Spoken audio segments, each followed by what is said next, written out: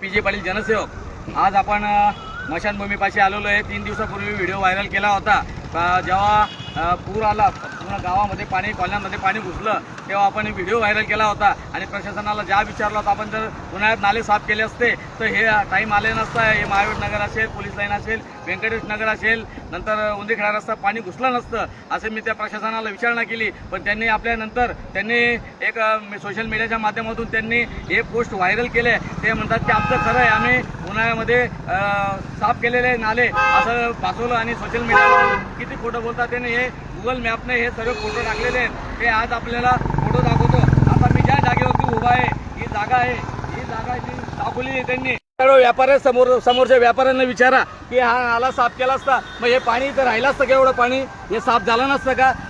हा लगेच हा दुसरी पोस्ट त्यांची आहे तिथंच गुगल मॅपने, तिथं शिव कॉलनी म्हटलंय। ही स्मशानभूमीच्या बाजूचा हा परिसर आहे। म्हणजे किती खोटं बोलायचं आणि रेटून बोलायचं आणि सोशल मीडियाच्या माध्यमातून जनतेची दिशाभूल करायची। अरे स्वतः तुम्ही नाले साफ केले नाही आणि गुगलवरती फोटो टाकतायत। मी ह्या स्पॉटवरून बोलतोय, हा तो स्पॉट आहे। ही त्यांनी गटर खणली होती कशासाठी? नाला बांधण्यासाठी। हा तो स्पॉट आहे समोर। हे नितीन सोनार यांची हा खरा पुढे नाला होता। ही गोविंदाबांची शेती आहे, याच्या पार पुढपर्यंत हा नाला आहे। हा जर पुढून साफ केलेला राहिला असता तर एवढं व्यंकटेश नगर मध्ये, राज गार्डन मध्ये सर्वीकडे एवढं पाणी घुसलं नसतं। नाला आहे, आपण पुंजगाव नाल्यावरती उभा आहे। या पुंजगाव नाल्याची ही साफसफाई एवढी। हे आता प्रतिष्ठित व्यापारी किरीट भाई गुजराती आहेत, त्यांना विचारू शकतात ते काम कसं करतात। ते त्यांच्या म्हणणं की फक्त एवढंच साफ झालं, आतापर्यंत पूर्ण गेलं काम म्हणणार असं बंद केलं नाही।